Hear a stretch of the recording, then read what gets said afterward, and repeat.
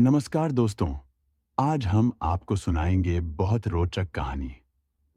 चलिए बढ़ते हैं वीडियो की ओर। जब हनुमान जी ने तीनों का घमंड चूर किया, अभिमान किसका और क्यों?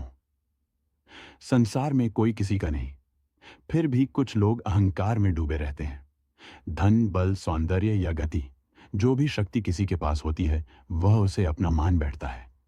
लेकिन जब अहंकार देवताओं तक को नहीं छोड़ता, तो उसे मिटाने के लिए स्वयं परमात्मा को उपाय करना पड़ता है। यही हुआ जब गरुड़, सुदर्शन चक्र और सत्यभामा को अभिमान हो गया।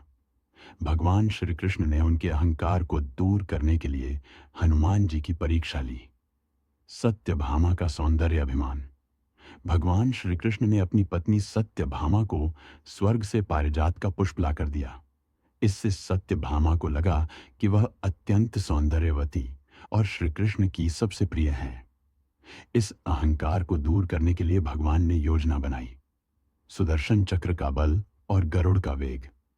सुदर्शन चक्र को यह अभिमान था कि वह भगवान श्री कृष्ण का सबसे शक्तिशाली अस्त्र है और उसके बिना भगवान कोई कार्य नहीं कर सकते। गरुड़ को यह घमंड था कि उसकी गति अतुलनीय है और भगवान बिना उसके कहीं जा ही नहीं सकते। हनुमान जी का आगमन। भगवान श्री कृष्ण ने हनुमान जी को स्मरण किया। हनुमान जी द्वारिका पहुंचे और सीधे राजमहल न जाकर उद्यान में चले गए। वहां उन्होंने वृक्षों को तोड़ना और बाग उजाड़ना शुरू कर दिया। जब यह बात श्री कृष्ण तक पहुंची तो उन्होंने गरुड़ को आदेश दिया कि वह उस वानर को पकड़ कर लाए। गरुड़ अकेले ही हनुमान जी को पकड़ने गया। उसने हनुमान जी से कहा कि वे श्री कृष्ण के बुलावे पर चलें। हनुमान जी ने उत्तर दिया, मैं किसी कृष्ण को नहीं जानता, मैं तो केवल श्री राम का सेवक हूं। जब गरुड़ बलपूर्वक उन्हें पकड़ने की कोशिश करने लगा तो हनुमान जी ने अपनी पूंछ से उसे जकड़ लिया और समुद्र के पार फेंक दिया। गरुड़ बड़ी कठिनाई से लौटकर भगवान श्री कृष्ण के पास आया और अपनी हार स्वीकार कर ली। गरुड़ का वेग और हनुमान की गति। अब भगवान ने गरुड़ से कहा कि यदि वह श्री राम का नाम लेकर हनुमान जी को बुलाए तो वे अवश्य आएंगे। गरुड़ तेज गति से उड़कर मलय पर्वत पर गया और श्री राम का संदेश दिया।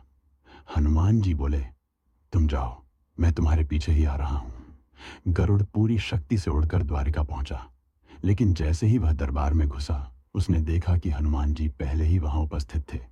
यह देख गरुड़ स्तब्ध रह गया और उसका वेग का अहंकार नष्ट हो गया। सुदर्शन चक्र का अपमान।